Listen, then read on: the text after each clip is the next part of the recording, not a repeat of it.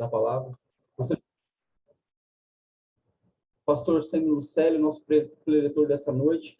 Pastor Lucélio, a palavra está com o senhor.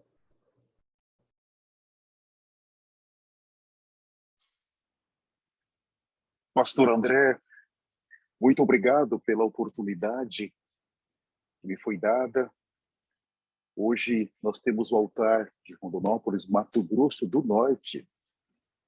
E essa reunião de sábado é muito importante. Obrigado de verdade por essa oportunidade. Também quero agradecer a presença de todos os pastores, co-pastores, os pastores auxiliares, irmãos que estão conosco na sala. Muito obrigado.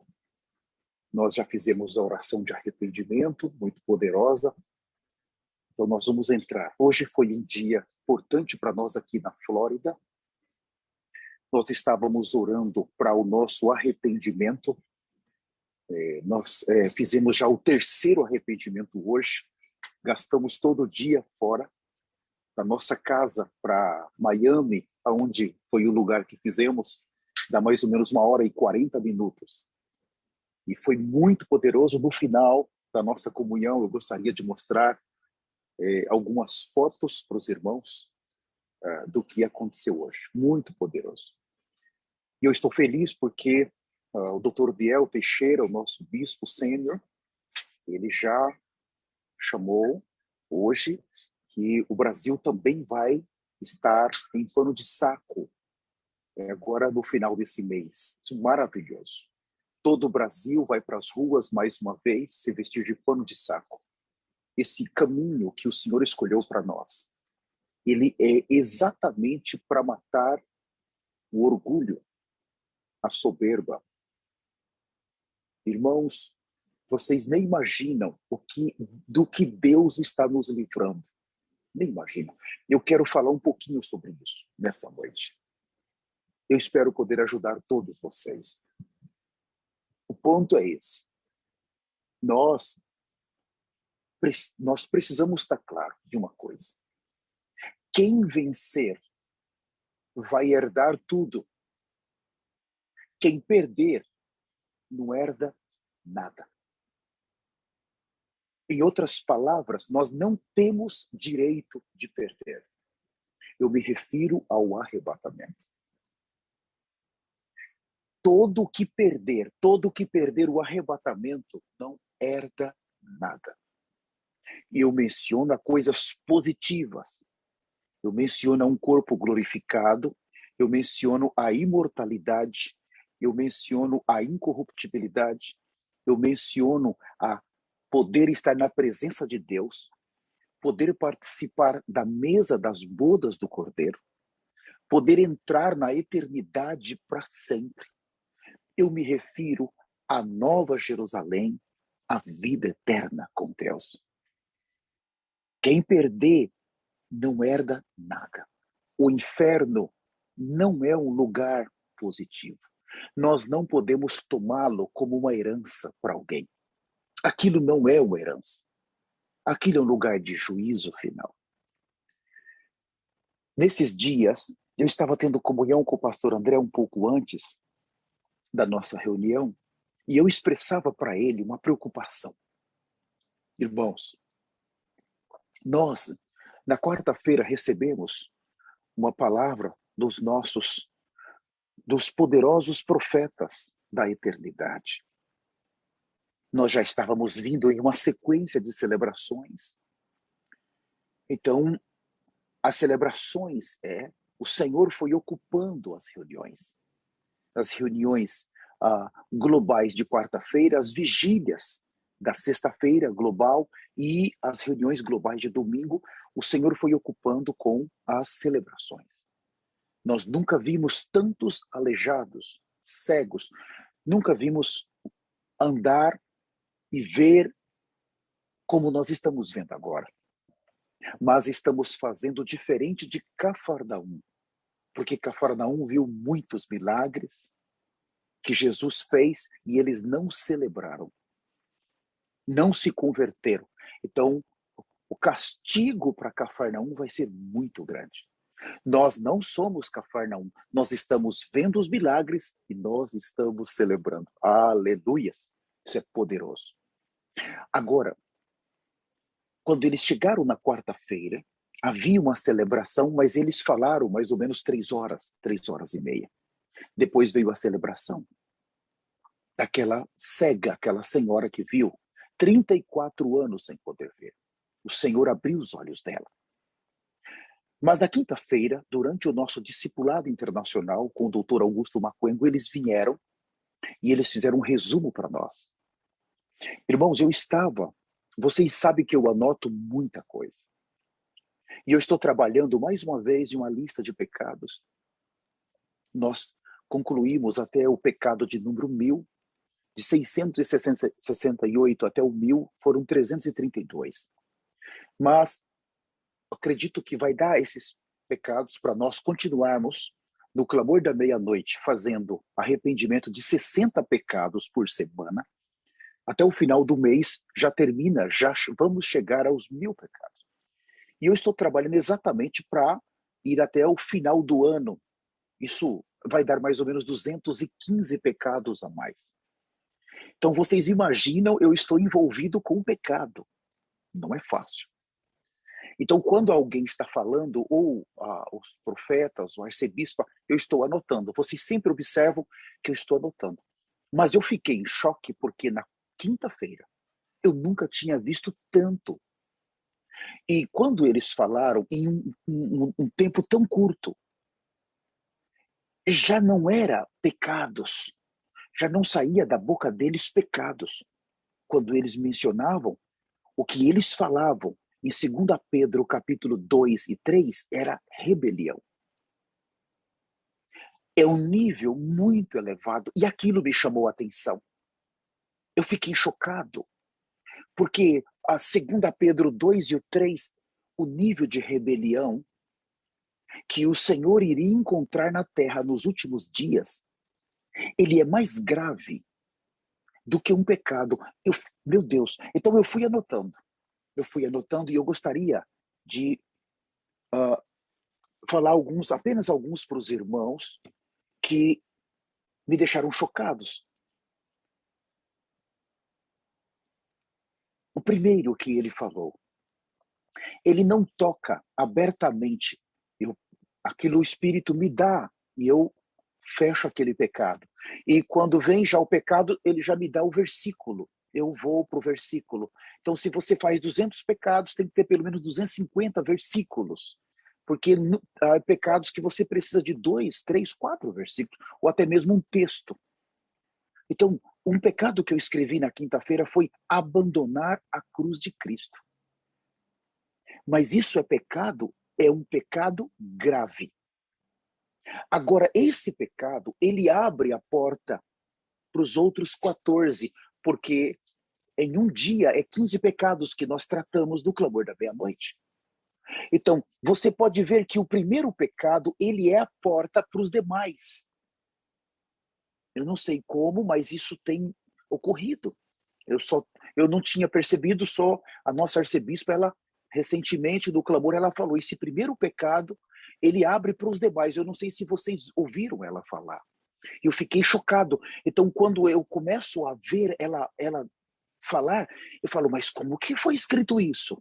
Como? Porque eu simplesmente peguei e escrevi. Como que aquela sequência que está colocada ali, eu não tive essa capacidade. Mas agora eu escrevi, abandonar a cruz de Cristo. Isso está, eu não vou passar os versículos porque não é esse o meu encargo. Eu vou abrir apenas para os irmãos. Mas já está tudo pronto aqui, essa relação. Então, o segundo, permitir pecado na igreja. Oh, irmão, aqui ele começou a entrar já em 2 Pedro. Permitir o pecado na igreja. E eu observando, falei, puxa, Senhor, quantas vezes, primeiro, eu abandonei a tua cruz, mas segundo, quantas vezes eu permiti o pecado na igreja. Irmãos, eu tenho 25 anos que eu estou servindo com a minha esposa. Meus filhos já nasceram em viagens. Irmãos, eu pequei muito. E eu permiti muito pecado na igreja. Estava tendo comunhão com o pastor André e nós chegamos à conclusão que nós fizemos isso realmente. O outro, permitir heresia destruidora na igreja. Não é apenas uma heresia, nós vamos ver hoje, é uma heresia que destrói a igreja. E esse pecado está relacionado à rebelião. Nós vamos ver isso daqui a pouco. Depois tem um outro, permitir ser reduzido o padrão de santidade de Deus na igreja. Reduzir o padrão de santidade de Deus na igreja. Irmãos, eles falaram na quinta-feira. Isso aqui é muito grave. Quantas vezes eu fiz isso? Ah, mas não importa, isso é um pecadinho. As irmãs chegavam quase nuas nos cultos. Ah, mas aqui o diretor-geral, o presidente-geral não permite que você fale aqui que as irmãs estão com pouca roupa, você tem que pregar o evangelho, fecha os seus olhos para isso. Mas, irmãos, isso aqui é sério. É sério, porque você acaba promovendo a cobiça, que é um pecado terrível, que é você promover a cobiça na igreja. Isso também eu anotei. Senhor Jesus, como que eu não via isso? Tem um outro. Permitir modernismo entrar dentro da igreja. Ele usou essa palavra modernismo muitas vezes. O que é modernismo? Aqui tem uma série de itens. Por exemplo, a irmã casada dentro da casa. Existe hoje o quê? Os movimentos. Movimentos que a igualdade. Então, a mulher ela tem a igualdade. Ela manda mais do que o homem na casa. Modernismo é você pegar o que hoje eles consideram modernos e trazer isso para a igreja. Igualdade social. Nós temos direitos de fazer o que nós pensamos. Se vocês fizerem isso na igreja, os direitos humanos vão tocá-los. Aqui nos Estados Unidos é pior, porque tem coisas aqui que se você for fazer, a polícia te prende na hora. O modernismo, irmãos. Homens, eu não estou generalizando, mas hoje os homens homossexuais, boa parte deles, os direitos dos homens aqui nos Estados Unidos foram arrancados. Então, como o homem ele não pode exercer a sua autoridade, ele acaba se tornando homossexual. Porque ele não pode falar alto com a mulher, ele não pode falar alto com a mulher, ele tem que tomar muito cuidado, senão ele vai preso. Então, ele não pode, se frustra, vira homossexual. Então, o modernismo é um pecado terrível, e eu permiti isso entrar. É terrível. Eu vou ler mais um. Permitir direitos humanos, política, democracia entrar dentro da igreja. Eu nunca imaginei que isso era um pecado. A política dessa terra, nós que estamos nos preparando para sair para os céus, por que nos envolvermos com política? Esse político é bom. Não, aquele político é melhor. Irmãos, desde quando algum político atende à agenda de Deus na terra? Não, esse político ele é contra o aborto, mas a pergunta é, ele atende à agenda de Deus na terra? Não. Ser contra o aborto é um item, mas o plano de governo dele não atende. Nenhum político na terra consegue servir o reino de Deus. Nenhum. Por isso, todos estão relacionados com a árvore do conhecimento. Segundo, direitos humanos. Eu não sabia disso. Isso vai destruindo a igreja como um câncer. O outro, permitir trivialização dos atributos de Deus entrar na igreja. Trivializar é baixar os atributos de Deus. Não, isso não é importante. É você pegar todos os atributos de Deus que estão relacionados, irmãos. O primeiro deles é santidade. A justiça. São atributos diretamente de Deus. Nós não nos preocuparmos em introduzir isso nos irmãos. Irmãos, eu disse a primeira frase no início: quem vencer herda tudo. Quem perder não herda nada. E eu não sabia que isso era um pecado. Então eu tenho 25 anos servindo como um pastor apóstata. Um outro pecado, não lutar com todas as suas forças pela verdade do evangelho. Eles também falaram, isso é terrível.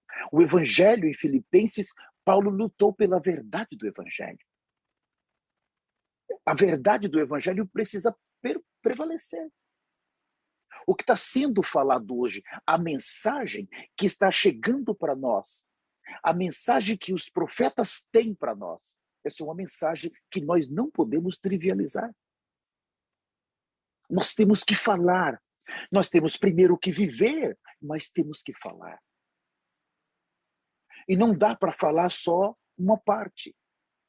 Ou é tudo ou é nada. De quem é o ministério? Eu não estava, irmãos, diante do Senhor, eu não estava claro.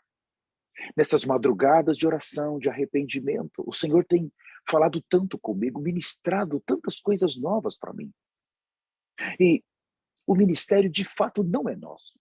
Nós colocamos o nosso ministério nos pés dos enviados do Senhor. Entregamos e agora passamos a cooperar. A cooperar. O ministério de arrependimento e santidade, ele é das duas testemunhas de Apocalipse 11. Nós nos tornamos cooperadores. A função desse ministério é nos conduzir para Cristo.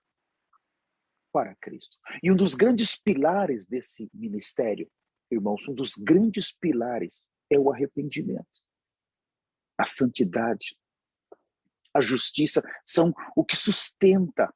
Esse é o conteúdo da mensagem que eles trouxeram para nós. Por eles não mudarem a mensagem, nós estamos vendo tão grande avivamento em toda a terra. Um outro pecado que eu anotei, não falar a verdade do evangelho. Um é lutar pela verdade, o outro é não falar. Santo Deus, o outro, permitir o falso evangelho que remove o temor de que Deus não vai julgar o pecador. Eu vou repetir, permitir o falso evangelho que remove o temor de que Deus não vai julgar o pecador. Irmãos, vamos ser sinceros. Eu creio que a maioria aqui, nós que estamos vindo da apostasia, isso aqui nós estamos todos enquadrados, permitir que o falso evangelho que remove o temor de que Deus não vai julgar o pecador.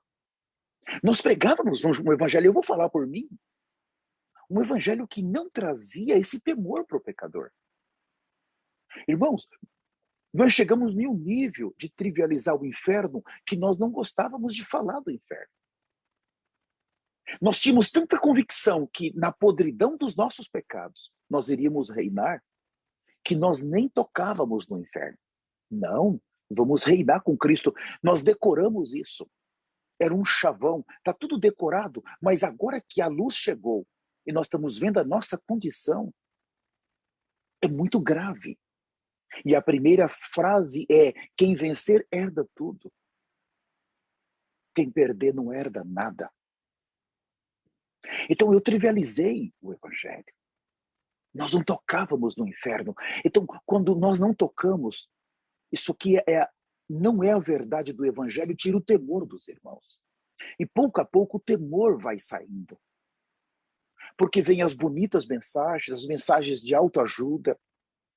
Você vai conseguir, não se preocupe, Deus vai te abençoar, ou Deus é bom todo tempo. Irmãos, isso é um tremendo perigo. Porque as pessoas realmente não dão atenção ao inferno. Perde o temor. Um outro pecado, aqui muito grave também, o 1072, apoiar o pecado de cobiça dentro da igreja. Eu já comentei isso. Puxa, apoiar é não tratar com isso. Quantas vezes eu vi pessoas indo para as reuniões para olhar para as irmãs ou para olhar para os irmãos? Irmãos, de uma maneira ou outra, quando a mensagem não vem para repreender isso, nós estamos apoiando. E eu fiz isso 25 anos. Eu não só apoiei, como eu promovi a cobiça. Irmãos, como eu estou me arrependendo. Um outro, desprezar os mandamentos de Deus. Eles falaram disso. Mandamentos não está relacionado apenas àqueles 10 mandamentos que Moisés escreveu em Êxodo 19. Sim, por um lado são aqueles 10 mandamentos, mas irmãos, há muito mais, o Novo Testamento inteiro são mandamentos também. Um testamento, ali você tem o que é positivo, mas você também tem o que é negativo. No reino de Deus, não existe dentro do reino de Deus um sistema de política que envolva democracia. Irmãos, o reino do qual nós fazemos parte, o sistema de governo é um sistema de governo real. Existe um rei e existe vamos usar a palavra, os súditos. Ele fala e nós obedecemos e acabou. Não existe democracia no reino de Deus. Então, nós temos no reino de Deus benefícios, quanto benefício, mas nós também temos o quê? Obrigações. Nós não podemos fazer tudo o que nós queremos. O que é essa lista de pecados? São itens que nós não conseguimos manter o padrão do reino de Deus. O Senhor estabelece um padrão e nós, todavia, não conseguimos. E agora, eu preciso de arrependimento. Eu preciso de sangue, porque é uma exigência do reino que eu me reconcilie.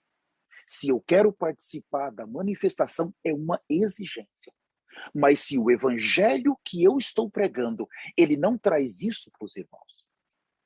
Eu moro aqui nos Estados Unidos, e eu falei para vocês, no dia 4 de dezembro, talvez falta menos de 20 dias, eu posso me tornar cidadão americano. Irmãos, eu não vou generalizar, mas quantas pessoas no planeta Terra gostaria de ter uma cidadania americana? Um passaporte azul? Quanto? Eu tenho a residência permanente, o green card, e agora eu posso só fazer a aplicação. No dia 4. Então, 3 meses depois, vou ter uma entrevista, depois já vai vir as coisas. Tem uma reunião especial, onde é reunido uns 200, 300 que vão pegar a cidadania, é feito um juramento pela bandeira americana. Se precisa fazer esse juramento, se precisar morrer pela bandeira, todo o juramento. Você está deixando a cidadania brasileira e você agora está se tornando um novo cidadão. Você está tendo uma nova cidadania. Inclusive, você pode mudar o seu nome, se você quiser. Eu pergunto a vocês me conhecem? Conhecem a minha esposa e a minha filha. Vocês acham que nós vamos querer essa cidadania? Nós estamos atrás de uma outra cidadania. Irmãos, nós moramos em um trailer. Não temos nada. Não temos mais nada. Nessa terra, não nos interessa, para mim, para minha esposa e a minha filha, mais nada. Ou nossa casa aí. Por que nós vamos nos preocupar agora com algo da terra, se a cidadania celestial está tão próxima? Eu estou querendo encorajar vocês exatamente nisso. Foque na sua eternidade. Eu estava orando esses dias de madrugada e me veio, porque como a nossa casa, ela tem essas rodas, então a casa não fica no chão, ela é móvel, tem 4 rodas e ela não fica no chão. Aí o Senhor me mostrou claramente, eu falei, puxa, eu contei para a Patrícia e a Ana, ele me mostrou claramente que Nós já não estamos mais nessa terra. Há algumas vezes, irmãos, que nós ficamos dias aqui dentro, sem sair para fora. Nós só vamos lá fora algumas vezes, pega uma água e já volta. Não dá tempo. Nós estamos tão envolvidos com as coisas de Deus.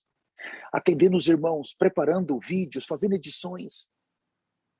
Nós, muitas vezes, nem pisamos mais no chão. E eu falei para minha esposa e a minha filha, eu falei, olha, nem no chão estamos pisando, mas realmente o Senhor quer que nós vamos embora daqui. Agora, por que uma cidadania? Há um padrão do nosso reino.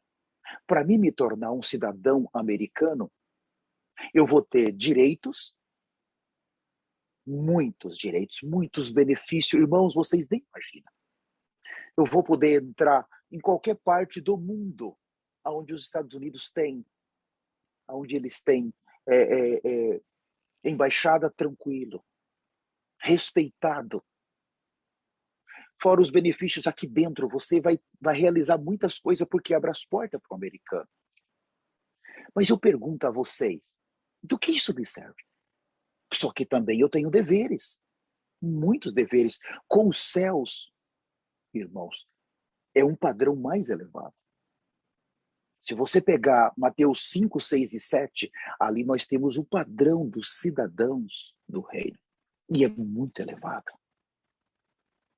Por isso que agora que nós estamos entrando na palavra dos profetas, quando eles já estão nos introduzindo na eternidade, porque agora o ponto final é a glorificação.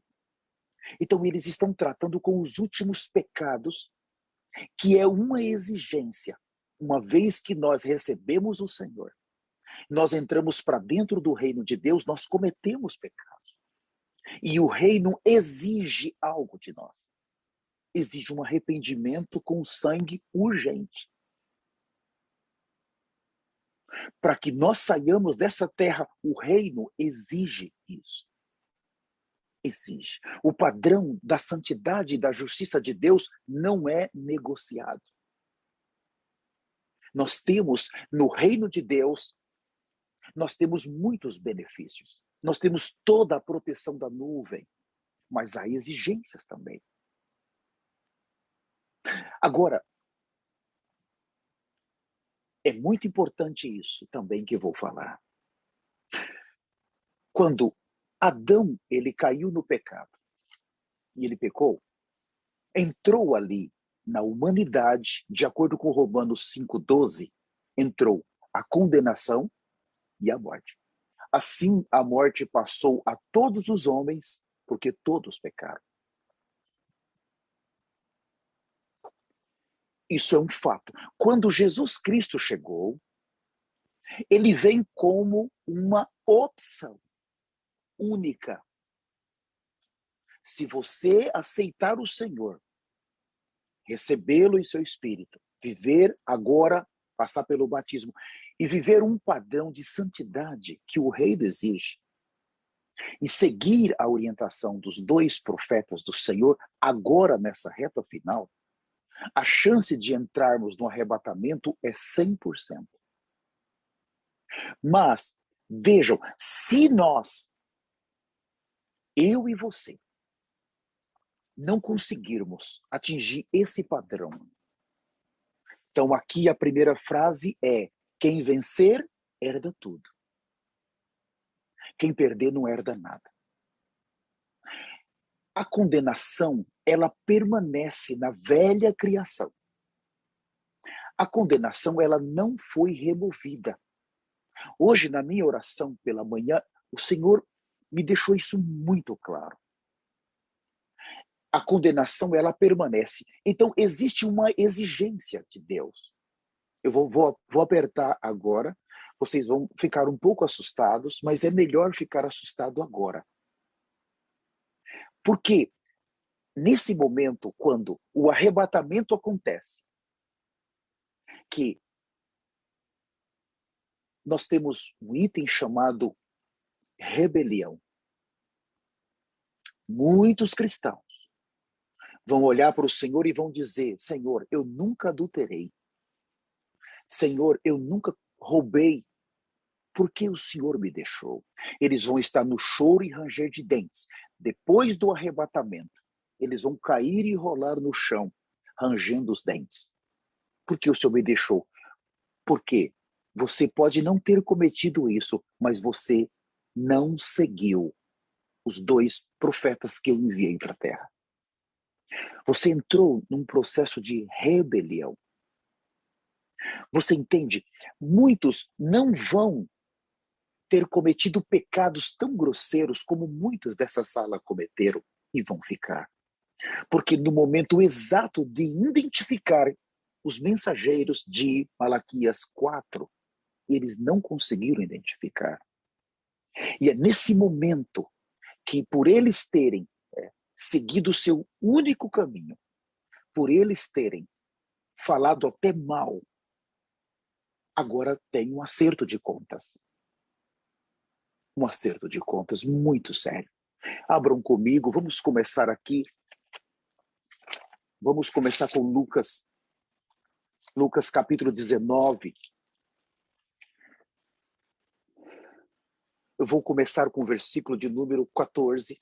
Lucas 19, 14. Fala assim: mas os seus concidadãos o odiavam e enviaram após ele uma embaixada dizendo: não queremos que este reine sobre nós. Essa situação, aqui nós fizemos um pecado e nós nos arrependemos na quinta-feira. Não permitir que o Senhor reine. Isso aqui, irmãos, não é um pecado. Eu coloquei lá como um pecado, mas isso aqui é uma rebelião.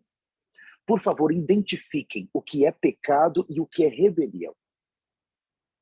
A rebelião está relacionado com a natureza do orgulho.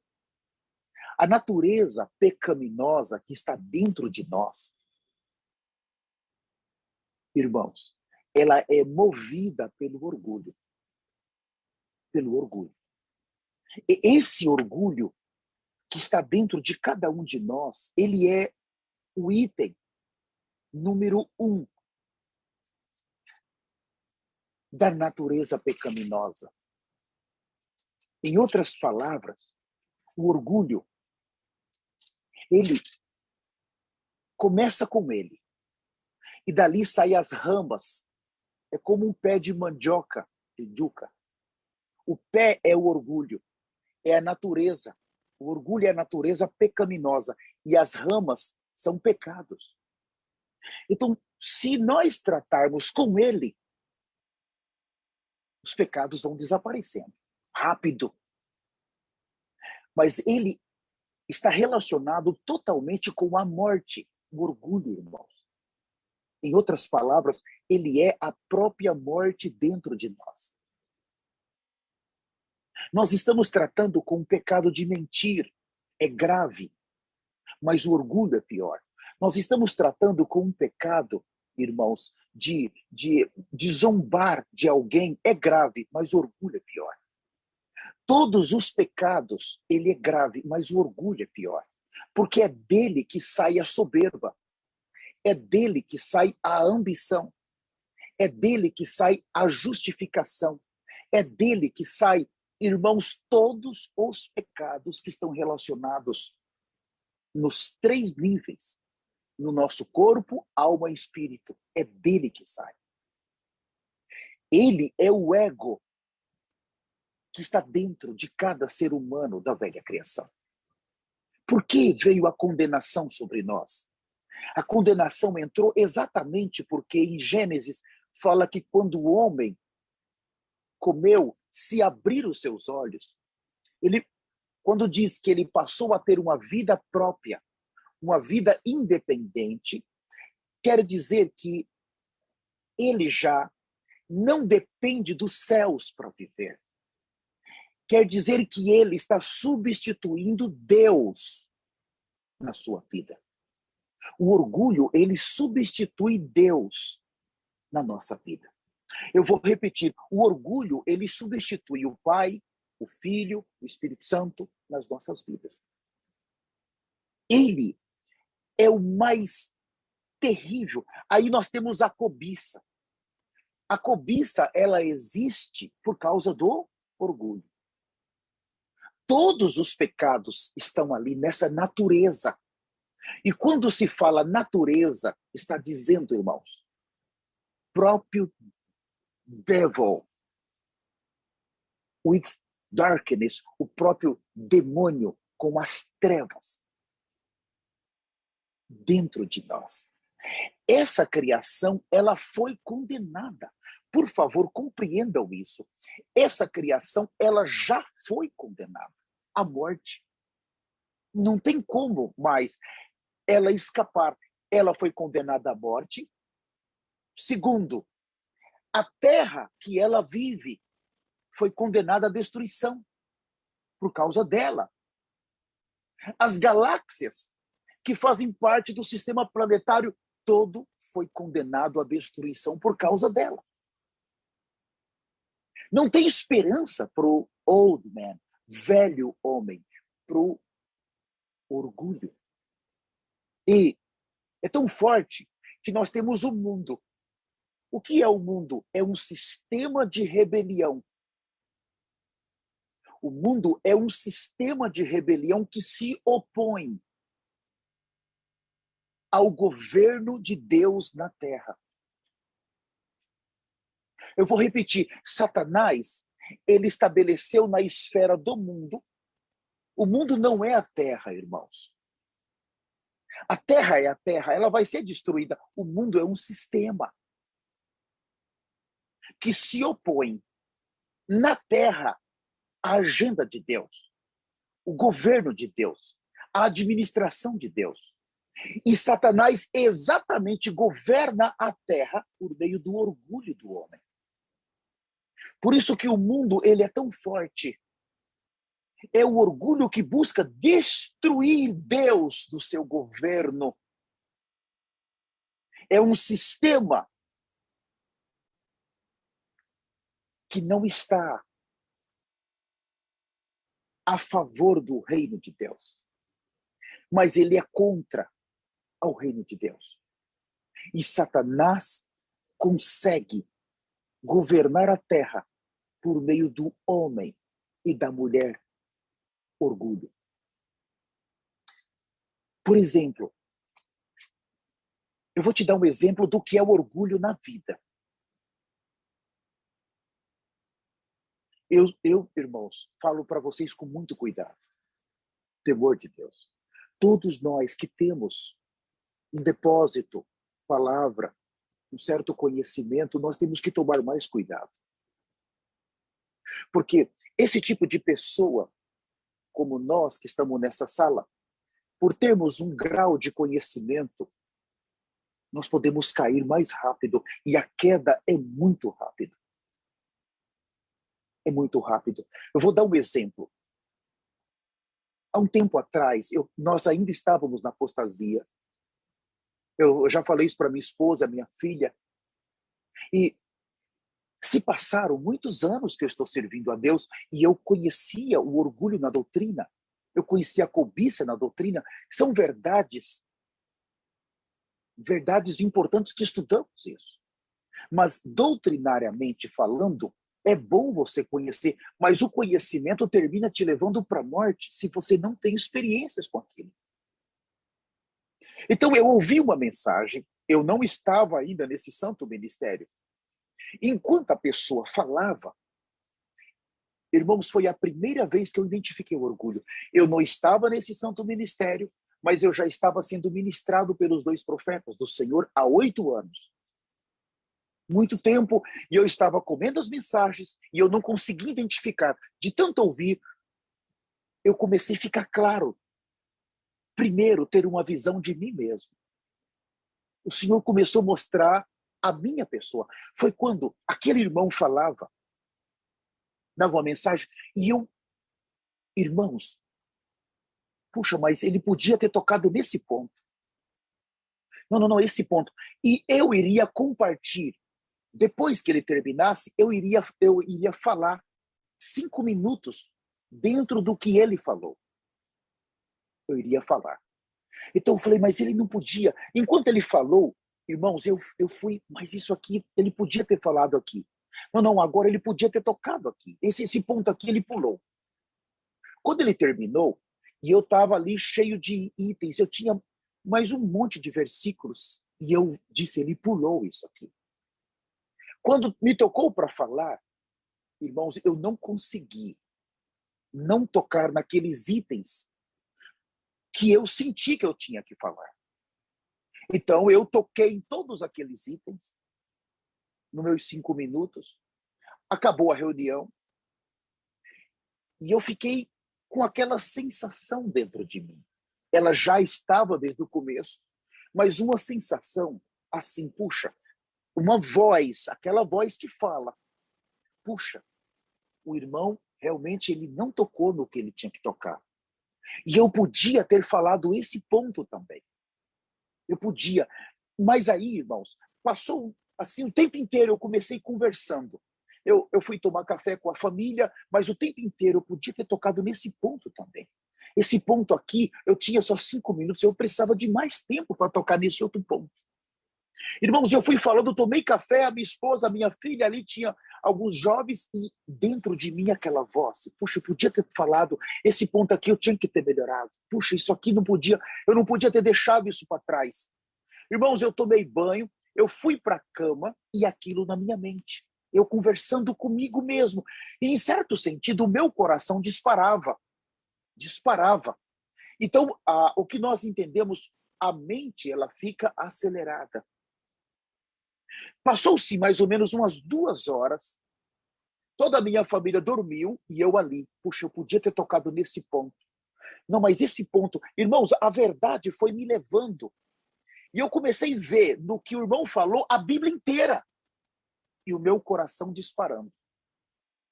E eu ali não conseguia dormir. Chegou um momento, irmãos. Eu sentei na cama. Falei, tem alguma coisa errada aqui. Foi a primeira vez que eu identifiquei o orgulho dentro de mim. Eu parei. Eu não ia dormir. Porque houve tempos, irmãos, que eu passava a noite inteira em claros. Pensando na palavra. Pensando o coração disparando. Aquela palavra que o irmão falou, aquela. E eu não identificava que aquilo era o orgulho. De que eu poderia fazer melhor. Foi naquele momento, então, que eu fui diante do Senhor pela primeira vez, mais de 20 anos como um pastor. Eu não sabia o que era o orgulho e nem como ele se manifestava em mim. Irmãos, eu fui diante do Senhor. Eu falei, Senhor, isso aqui é o orgulho. Aí eu tive que atacá-lo duramente. Eu falei, orgulho, no nome de Jesus. Eu decido pela cruz de Cristo. Eu tomo a cruz de Cristo agora.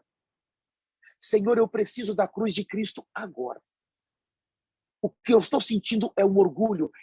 E vocês percebem, o orgulho, ele substitui Deus.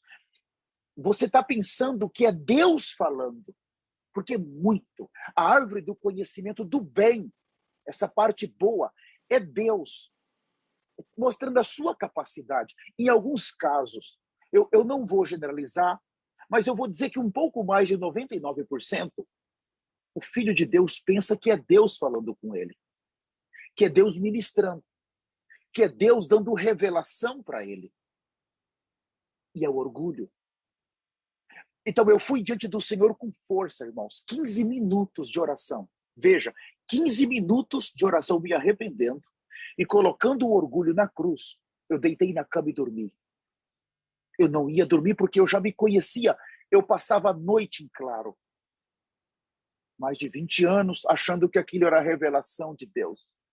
Que Deus estava falando comigo, Deus estava ministrando. No outro dia eu levantava, irmãos, Deus falou comigo. Nada, era o orgulho. Eu dormi, eu levantei para orar de madrugada e eu mais uma vez fui diante do Senhor. Senhor, agora eu sei o que é orgulho. Então eu comecei a combatê-lo antes de eu vir para esse santo ministério, porque eu já estava sendo ministrado pelos 2 profetas. Por isso eu consegui ver. Se você não identificá-lo, ele vai vir, nesse caso ele veio de uma maneira em mim. Mas eu tive ataque deles de 200, 300 vezes, diferentes. Eu estou contando uma maneira que ele me atacava. estava relacionado com uma capacidade de entender, de interpretar as verdades. Mas existem outras maneiras, desde que alguém peça para você pegar um copinho, qualquer copo, e você vai lá e pega aquele copo, de repente naquilo você pode se orgulhar, só de você ter sido escolhido para pegar um copo para um líder, para um bispo, para um pastor, ou para qualquer líder. Você foi lá, buscou o copo e você já ficou orgulhoso. O orgulho, ele ataca de maneira diferente todos os filhos de Deus, toda a geração. Em coisas pequenas, você fez um trabalho na escola, puxa, parabéns, você foi muito bom. Você está usando uma roupa, uau, que roupa linda que você está usando. Já foi. Você percebe que são em coisas ínfimas, pequenas, ou em coisas grandes, ele vai nos atacar. Qualquer elogio, irmãos, qualquer elogio que alguém faz para você. E nós, como pais, aprendemos a elogiar muito nossos filhos e não entendemos que estamos tornando os nossos filhos orgulhosos. E eles vão substituir Deus mais cedo ou mais tarde. Eu não estou dizendo que você não pode falar parabéns, eu estou dizendo que você precisa tomar muito cuidado da maneira com que você fala. Quando eu vou falar para minha filha aqui que você fez uma excelente tarefa, eu já dou uma lição nela. Cuidado. E essa semana eu peguei ela aqui, cuidado com o orgulho. A minha esposa, nós três aqui, o orgulho. Porque pecadinhos, irmãos, já não vai nos pegar mais. Vocês sabem, esses pecadinhos pequenininhos, irmãos, não vai pegar essa questão de cobiça, ficar cobiçando as coisas, cobiçando mulheres. Irmãos, essas coisas, mentira. Esse padrão de mentira, de roubar, de mexer com dinheiro, irmãos, isso não vai nos pegar mais. Nós já atingimos um padrão, mas o orgulho pode nos pegar. Porque é uma natureza e ela está em nós. E nas pequenas coisas, ou grandes coisas, ele pode nos pegar. Aqui, nesse momento, nós não queremos que ele reine sobre nós. Já pegou. Agora, no versículo de Lucas 19, 27, eu peço que vocês tenham paciência comigo. O tempo não está ao meu favor. E eu tenho que falar mais alguns minutos. Por favor, tenham paciência. Lucas 19, 27 fala assim: quanto, porém, a esses meus inimigos. Isso aqui ele está falando de cristãos. Que não quiseram que eu reinasse sobre eles, trazei-os aqui e executai-os na minha presença. Então nós nunca, na apostasia que estávamos, tocávamos nesses versículos. E quando tocávamos, com cuidado, para não ofender os irmãos, não perder os dizimistas. Não perder, irmãos. Sabe, irmãos, nós tocávamos mais, irmão, nós vamos governar 5 cidades, 10 cidades. Tocava na parte positiva. Mas o que é executar da minha presença? Os profetas falaram recentemente que existe uma hoste de anjos prontas, irmãos. Prontas. Eles já estão prontos. Depois do arrebatamento, irmãos, eles vão executar. Executar é matar os rebeldes que se rebelaram contra os 2 mensageiros. É como você falar: Deus, você é mentiroso. Eu não vi na tua palavra que o Senhor está falando que enviar 2 mensageiros. Deus, eu não vou seguir a orientação deles. Eu prefiro, Deus, ir na internet, pegar só coisa negativa contra eles e divulgar, do que segui-los. Quanto aos meus inimigos que não quiseram que eu reinasse sobre eles, trazei-o e executai. Irmãos, eles falaram que existe uma hoste de anjos prontas para matar, para executar os rebeldes. Porque nós sabemos que quando o arrebatamento, quando o Espírito Santo levar a noiva embora, a única casa que o Espírito Santo vai ter é nas 2 testemunhas. Ele não tem mais casa na terra. Por isso, irmãos, quando fala, preste atenção, que o Espírito não vai ter mais casa, quer dizer que o nome daqueles que eram a casa foi removido. do livro da vida. Acabou a era da graça, eles podem ser executados. Eles devem, eles merecem ser mortos. E quando eles são executados por esses anjos, eles vão direto para o inferno. Ah, mas uma vez salvo, salvo para sempre. Uma vez salvo, salvo na era da graça.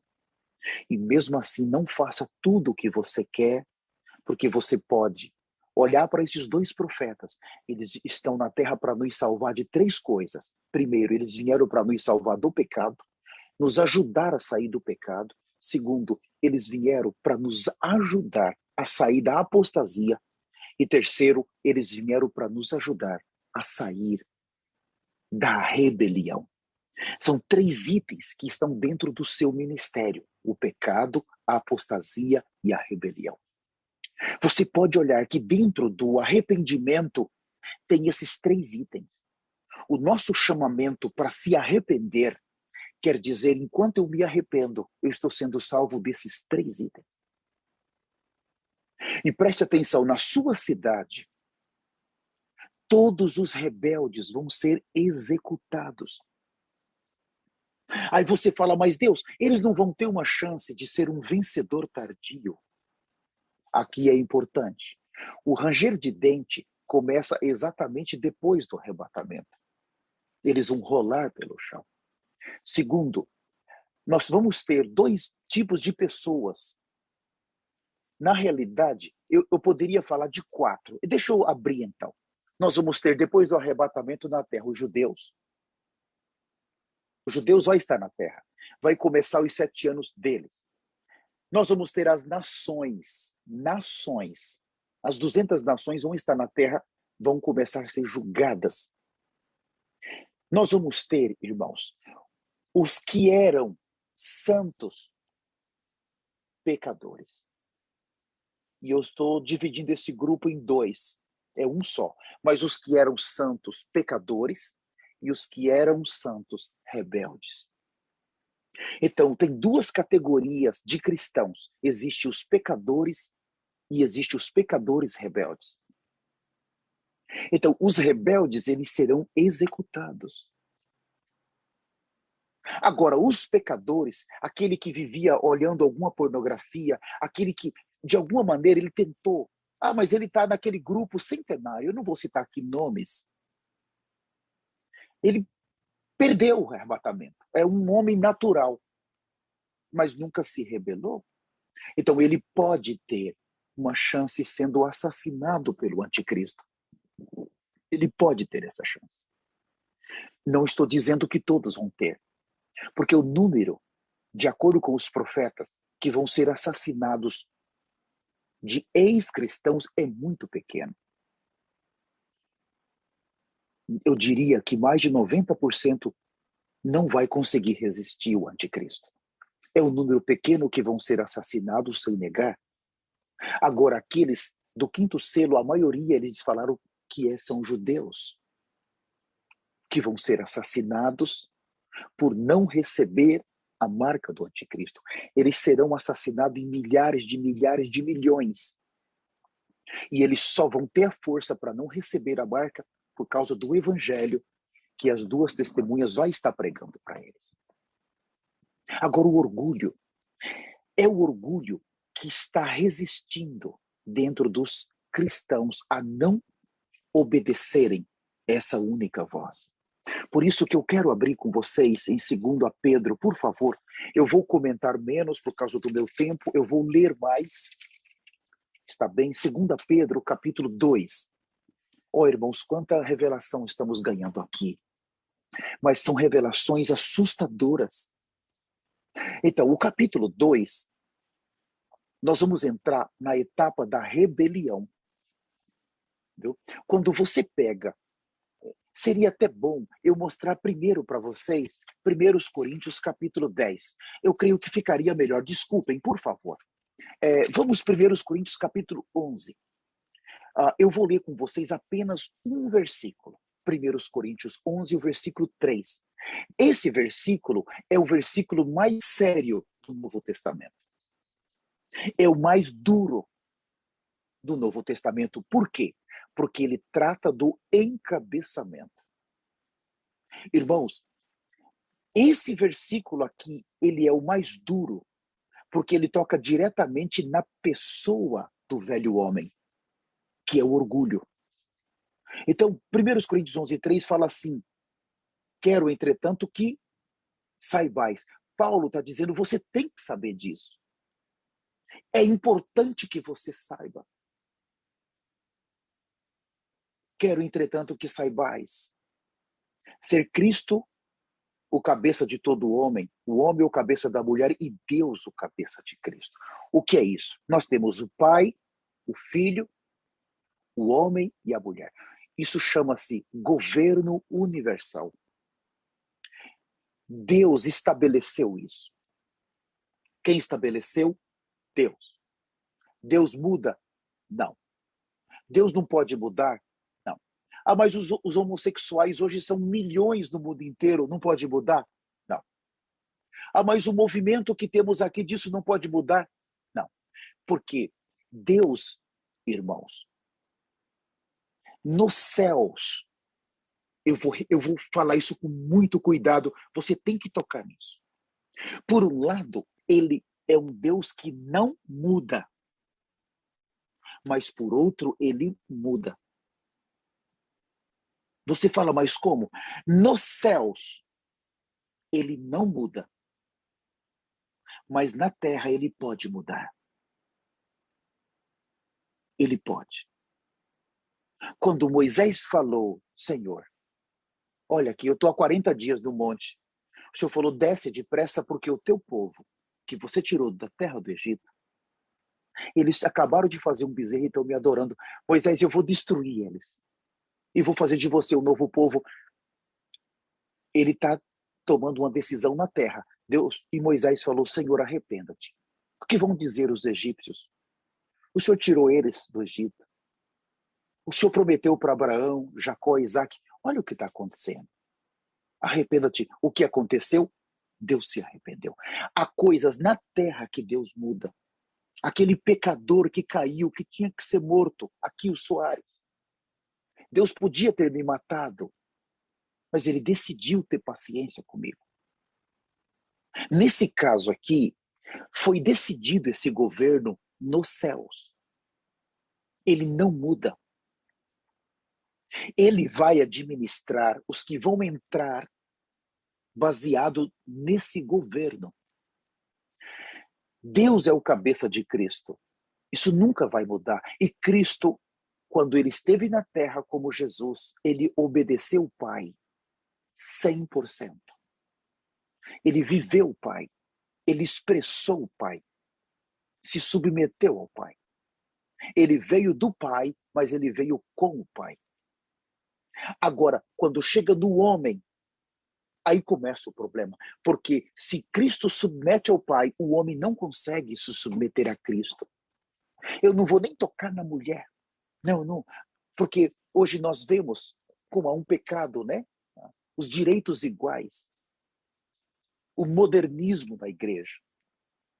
Isso é um perigo de colocar a mulher no mesmo nível. As irmãs que reivindicam esse padrão, todas vão ficar como anticristo. Todas. Nós não podemos mudar. Deixa o mundo mudar. Deixa o modernismo mudar. Deixa eles fazerem. Eles vão ter o justo juízo deles. Mas nós nos submetemos. E nós fazemos isso por amor. Por amor. Não é difícil para a esposa se submeter ao esposo. Não é difícil para o esposo se submeter a Cristo. E não é difícil para Cristo se submeter a Deus. Nós fazemos por amor. Entende? Agora, o encabeçamento universal.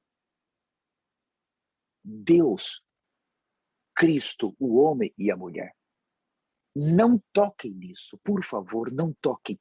Eu estou te dando um conselho, não toque. Agora, tem uma pessoa em nós chamada orgulho. É ele o causador disso. Ele é o causador. Quando ele se manifesta, Ele é a própria morte em nós. Quando ele se manifesta, ele nos levou para a velha criação. E a velha criação, ela já está condenada. A velha criação já está em rebelião contra Deus. Por isso que, quando o arrebatamento acontece, os rebeldes, duas categorias, aqueles que eram cristãos e as nações, eles serão executados. Irmãos, eu estou chocado. Quantos que pegou um evangelho fácil e bonito? O arrebatamento vai ser no meio dos 7 anos. Nós temos chance.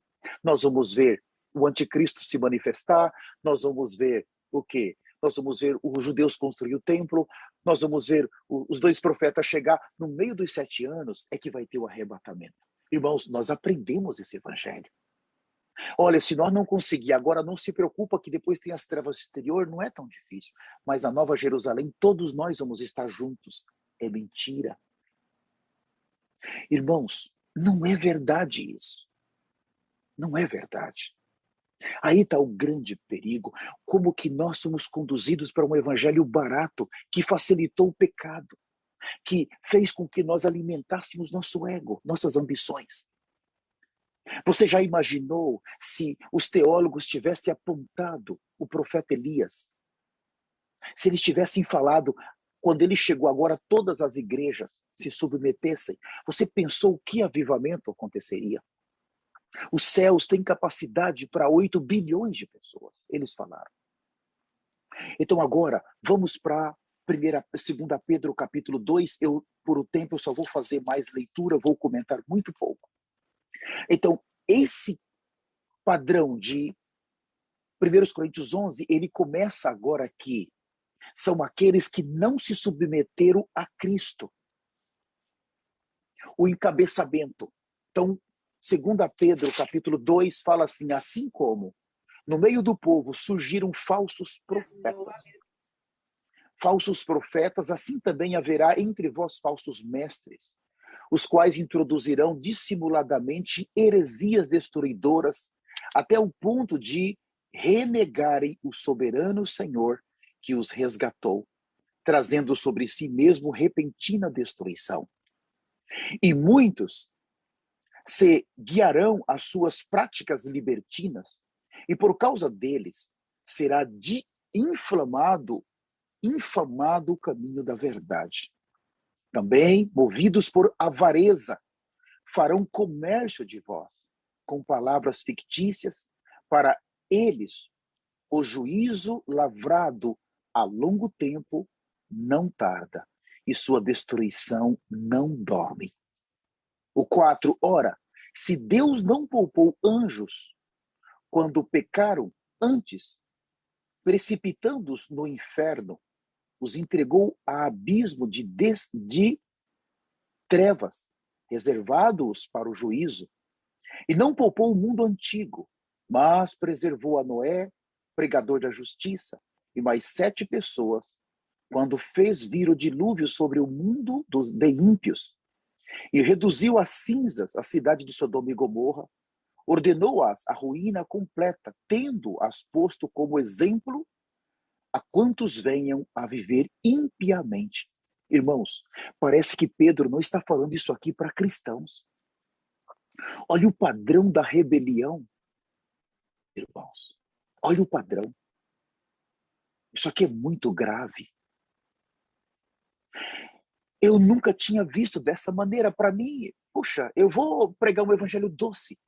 Então ele está pegando o versículo 1, 2 e 3, está mostrando o tipo de rebelião que iria estar dentro das igrejas. E aí, a partir do versículo 4, ele vai mostrar o tipo de juízo que Deus usou para os rebeldes da época de Noé, da época de Sodoma e Gomorra, e ele está dizendo, Deus vai usar exatamente para vocês.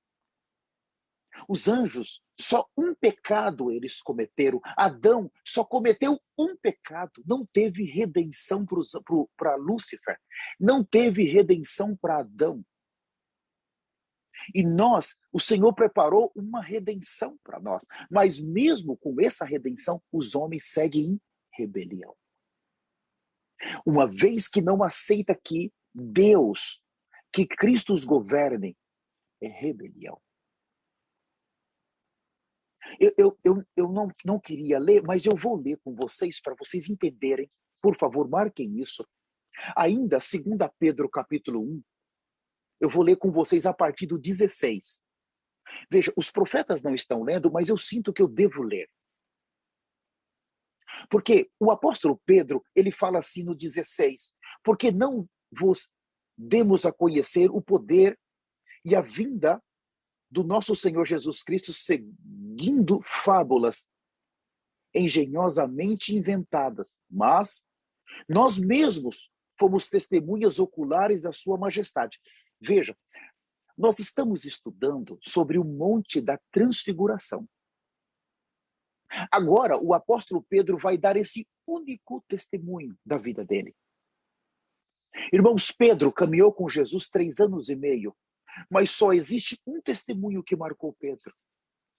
Olha o versículo 17. Pois ele recebeu da parte de Deus Pai honra e glória, quando pela glória excelsa lhe foi enviado a seguinte voz: este é o meu filho amado, em quem me comprazo. Aonde que aconteceu isso? No Monte da Transfiguração.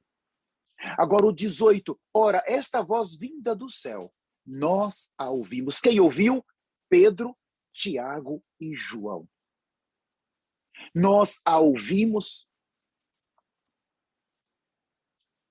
quando estávamos com ele no Monte Santo. Veja, esse dia que o Senhor levou Pedro, Tiago e João para o Monte da Transfiguração. E o Senhor veio Moisés e Elias. Olha, irmãos, como que isso aqui é forte. Moisés e Elias, eles vieram para trazer um recado de Deus para Jesus. E a nuvem veio. Lucas 9 fala que a nuvem desceu. E Moisés e Elias, eles estavam vivos. Estavam vivos. Eles vieram como homens. São 2 anjos do juízo que percorreram toda a Bíblia e que agora estão conosco agora. Eles estavam vivos e eles viram no momento que Jesus foi glorificado. Segundo, eles ouviram aquela voz. E essa visão marcou Pedro por toda a sua vida. Ele foi que disse, vamos fazer uma tenda para Moisés e Elias. Esses 2 personagens eram os personagens mais importantes para os judeus. E naquele momento da transfiguração, Pedro ainda era um hebreu. Tiago era um hebreu. João era um hebreu, porque a igreja ainda não tinha começado. Ela começou em Atos 2. Então, a primeira manifestação da glorificação foi para hebreus. Foi para o povo judeu. Mas os 2 personagens que estavam naquela primeira glorificação, que era Moisés e Elias, hoje eles estão na terra. E o evangelho de Pedro, olha só, quando Pedro fala daquele momento, se você seguir descendo, ele vai falar agora no 19 da palavra profética. E a palavra profética que Pedro vai falar, que nós precisamos ouvir, porque ela é como a candeia, essa palavra vai ser ministrada por os 2 profetas que estavam no monte, naquele dia que marcou Pedro. Pedro viu eles chegarem, viu eles conversar com o Senhor. Pedro estava ali. Tiago e João, depois eles foram embora. Foram para onde, irmãos? Desapareceram na nuvem. Na nuvem. É um portal, irmãos. Nós, os vencedores, a porta. O arrebatamento, de todo o planeta Terra. Nós vimos isso já. Talvez alguns novos aqui na nossa sala, eles não viram. Mas eu falei para vocês Aqui está o planeta Terra. Lembra que eu falei algo para vocês? E aí um portal, irmãos. Eu não sei o lugar. Se eu moro aqui, você mora aqui, outros moram por aqui. No momento do arrebatamento, todos vão se dirigir para cá. E eles falaram que esse portal está exatamente em Jerusalém. Naquele portal que Elias subiu. Naquele portal onde o próprio Jesus, quando ele ressuscitou. Há um portal ali que vai ligar. Todos nós vamos ter que nos encontrar naquele lugar e juntos nós vamos subir para o norte. Então, a nossa saída da Terra, ela é tão chocante que não importa o lugar que você mora, não importa. Você vai ter que passar por esse portal. Vamos dizer que o portal seja nesse pontinho branco. Quer dizer que nós, então, nos encontramos. Todos nós nos encontramos nesse lugar. Não importa o seu lugar. E daqui nós, então, seguimos para onde? Em direção aos céus. E os céus está quando todo o universo termina. Todo o universo foi criado por ele. Os céus, quando termina o universo, os profetas falaram, aí está os céus. Então, nesse momento, quando nós olhamos para esse Pedro na nuvem, se abre. É nesse lugar que a nuvem se abre, eles viram uma porta. E nós nos encontramos debaixo dessa nuvem. Essa nuvem vai até aquele portal e nós entramos por essa porta que abre na nuvem. E nós seguimos em direção ao céu sem nenhuma parada mais. E eles disseram que nem olhar para trás nós olhamos. E é uma viagem de milésimos de segundos. Não tem mais, porque fala da velocidade da luz nesse corpo glorificado.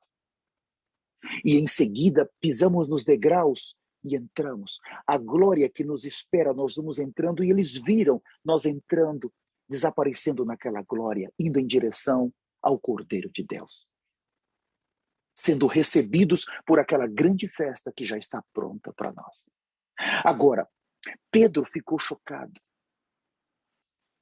E quando nós chegamos agora, por favor, ainda 2 Pedro, eu já estou indo para finalizar. 2 Pedro capítulo 2, versículo de número 7, fala assim: ele livrou o justo Ló, afligido pelo procedimento libertino daqueles insubordinados, porque este justo, pelo que via e ouvia quando habitava entre eles, atormentava sua alma justa cada dia, por causa das obras iníquas daqueles. E porque o Senhor sabe livrar da provação os piedosos e reservar sobre castigo os injustos para o dia do juízo. Especialmente aqueles que, seguindo a carne, andam em imundas paixões e menosprezam qualquer governo. Aqui está falando dos dois profetas. A rebelião menospreza qualquer governo. Senhor Jesus, é muito forte. Atrevidos, arrogantes, não temem, difamam autoridades superiores. Não se submetem, não aceitam o Senhor governar. 11. Ao passo que anjos, embora maiores em força e poder, não proferem contra elas juízo infamatório na presença do Senhor. Esses, todavia, como brutos, irracionais, naturalmente feitos para presa e destruição, falando mal daquilo em que são ignorantes, na sua destruição também hão de ser destruídos. Irmãos, estão falando muito mal dos guerreiros da eternidade, vão ser destruídos. O 13, recebendo injusta ou injustiça por salário de injustiça que praticam, considerando como prazer a sua luxúria carnal em pleno dia, quais nódoas e deformidades eles se regalam nas suas próprias mistificações, enquanto banqueteia junto convosco, tendo os olhos cheios de adultérios e insaciáveis no pecado, engordando almas inconstantes, tendo o coração exercitado na avareza, filhos malditos, abandonando o reto caminho, se extraviaram seguindo pelo caminho de Balaão, filho de Beor, que amou o prêmio da injustiça.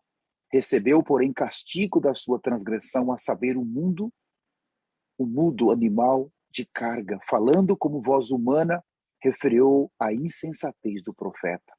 Esses tais são como fontes sem água, como névoas impelidas por temporal.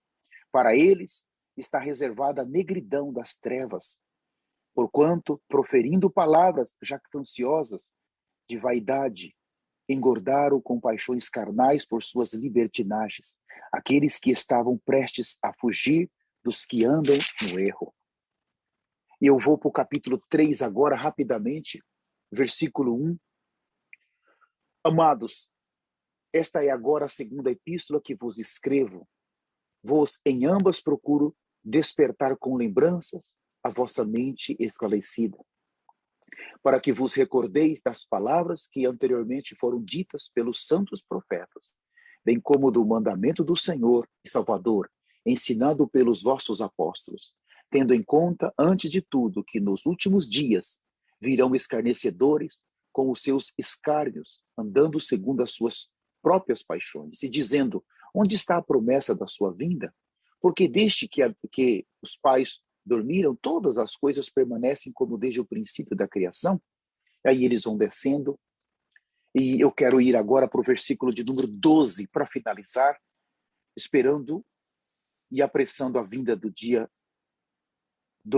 de Deus, por causa dos qual os céus incendiados serão desfeitos e os elementos abrasados se derreterão. E o 13, nós, porém, segundo as suas promessas, esperamos novos céus e novas terras, nos quais habita a justiça.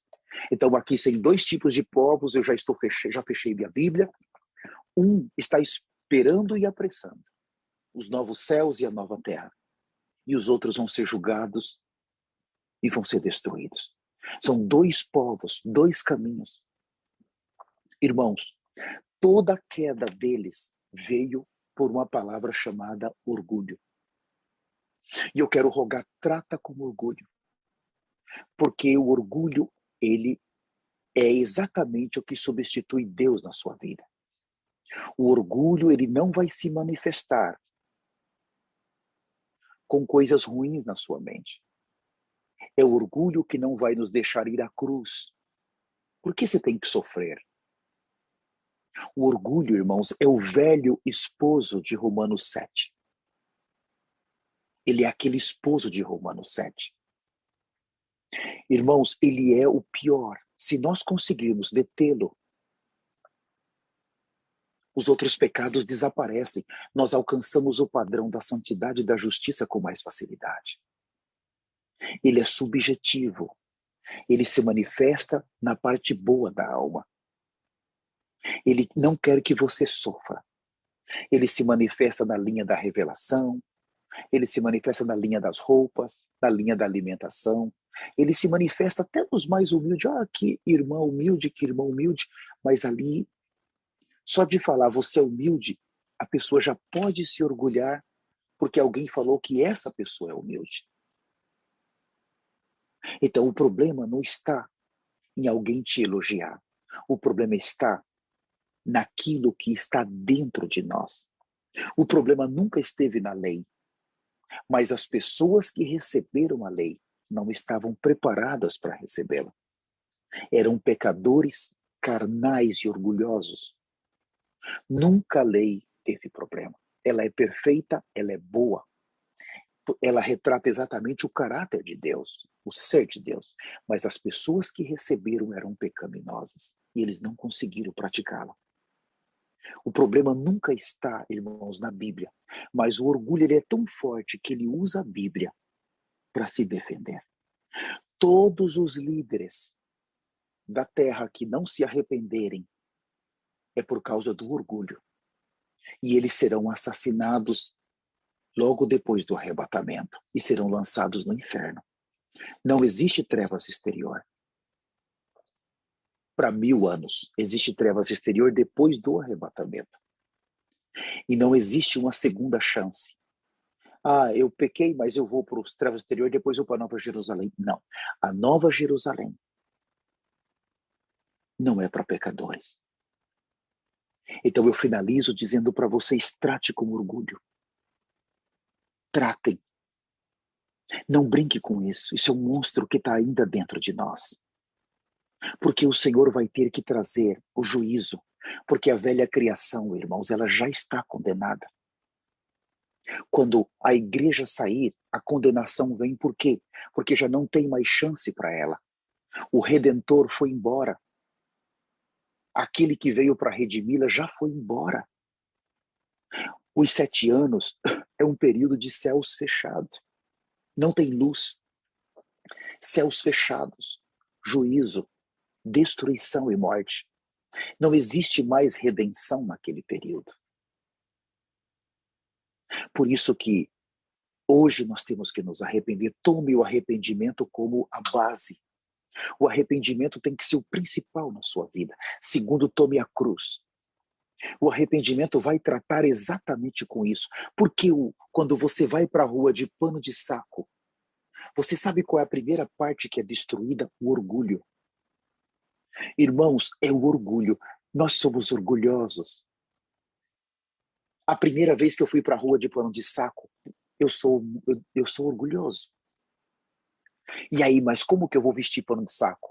Eu comecei vestindo pano de saco dentro da minha casa. Não, mas agora eu não vou para a rua. Mas eu não posso. Mas eu tenho que ir, eu preciso ir. A minha esposa queria ir, a minha filha queria ir. Eu sei que elas dependem de mim. Se eu vou, elas vão. Eu vou. Eu decido ir. Irmãos, vem aquele orgulho. Vem a soberba. Para que você vai? Deixa de ser bobo. Não é aquela palavra, você vai fazer o que aí? Por que os cristãos, quando eles te veem de pano de saco, eles têm medo? Eles têm medo do evangelho que você vive. Porque eles não estão preparados, o orgulho não permite.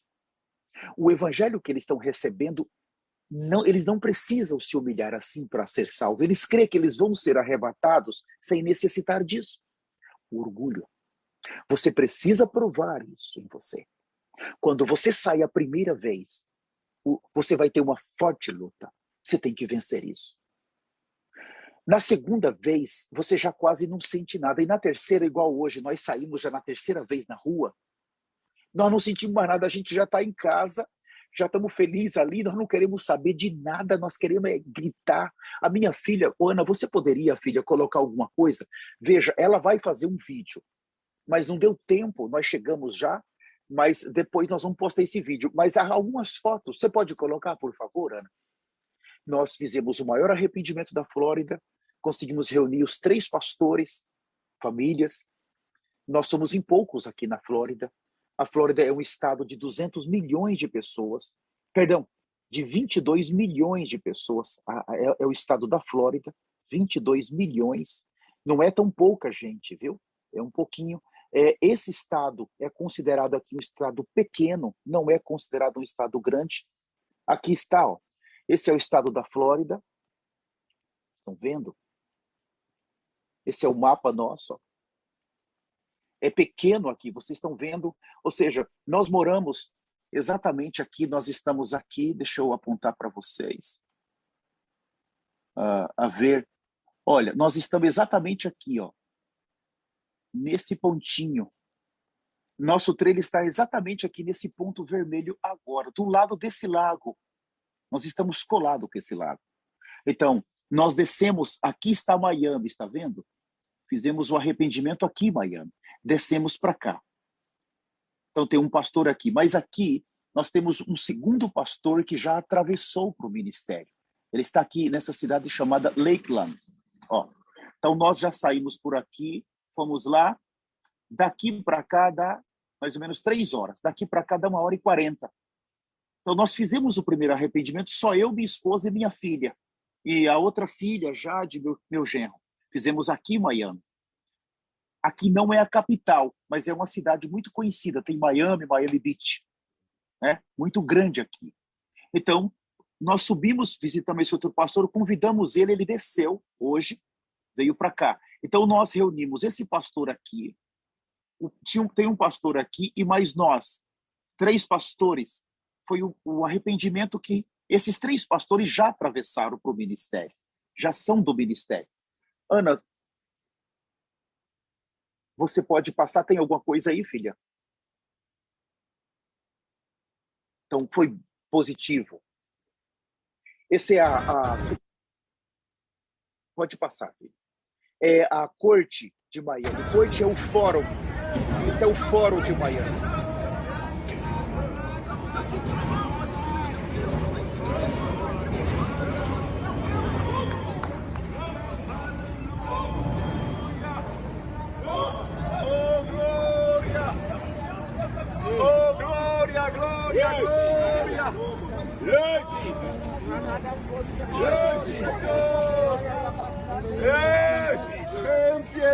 Jesus! Quantas injustiças nesse lugar, meu Deus! Tende misericórdia de nós, meu Senhor, agora! Poderoso nome de Jesus! Jesus is calling! Poderoso nome de Jesus!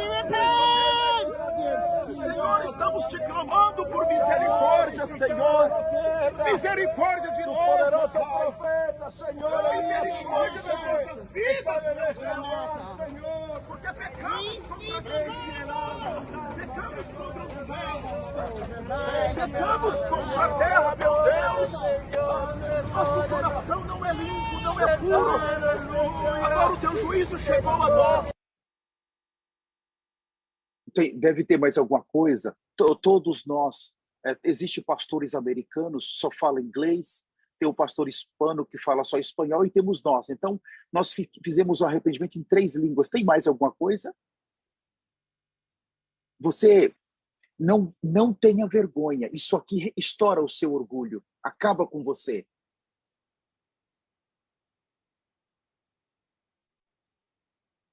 Destrói o orgulho. Você precisa disso. Não tenha vergonha. Você precisa. Se você quer o arrebatamento, deixa o Senhor te estourar. Vai para a rua.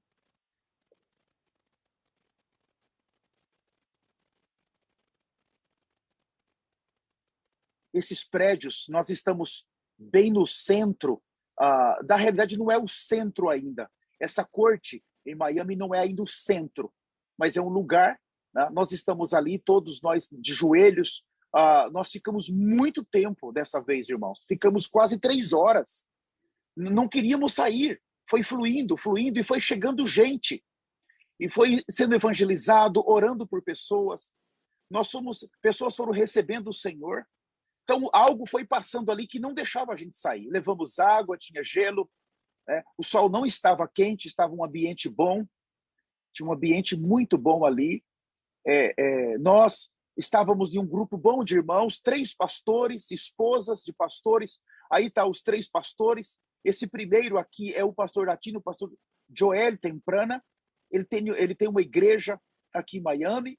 O último lá é o pastor Williams. Ele é americano, ele só fala inglês. O pastor Joel, esse primeiro, só fala espanhol.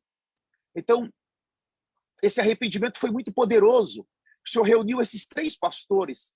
Aí começa a chegar pessoas pedindo oração. Nós nos reunimos para orar por eles. Então, houve várias pessoas recebendo oração, pessoas que receberam realmente o Senhor ali. Tá? Foi um tempo muito glorioso, muito poderoso.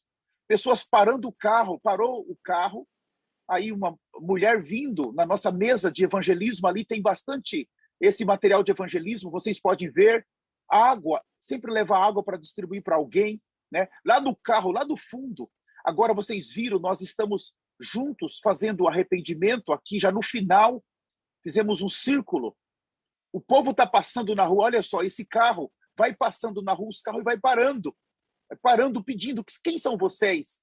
O que vocês estão fazendo aqui, americanos, né? O que vocês estão fazendo aqui? Que igreja é vocês? Poderoso, muito poderoso, muito poderoso. Lá está a pastora auxiliar Ana, na beira do carro, lá está. a mulher só fala inglês.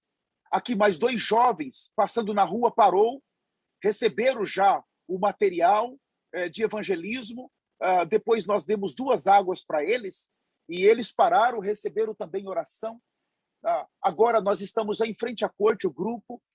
Nós levamos a bandeira do Brasil, tem a nuvem. Nós estamos ali juntos, em frente à corte, o lugar que promove, ou seja, que promove a justiça do homem. É uma justiça falha e caída. E nós estamos ali em frente à corte, trazendo de fato, buscando a restauração da justiça de Deus. Então, nós estamos em um grupo bom, faltou mais algumas pessoas que eram para estar lá conosco. A irmã Marina não pôde ir, faltou a minha filha Jade, o meu genro Kevin, as crianças estavam com febre e eles não puderam ir. Faltaram mais 3 pessoas que eram para estar conosco. Nós teríamos um total de 11, mas não tem problema. Nós reunimos esses pastores, a Ana vai mostrar mais alguma foto. Foi um tempo bom. Destrói o orgulho, irmãos. Destrói. Não tenha medo. Não vai acontecer nada. Eu vou parar por aqui e eu queria abrir o microfone para vocês, no poderoso nome de Jesus. Pastor André, obrigado pela oportunidade. Shalom, obrigado.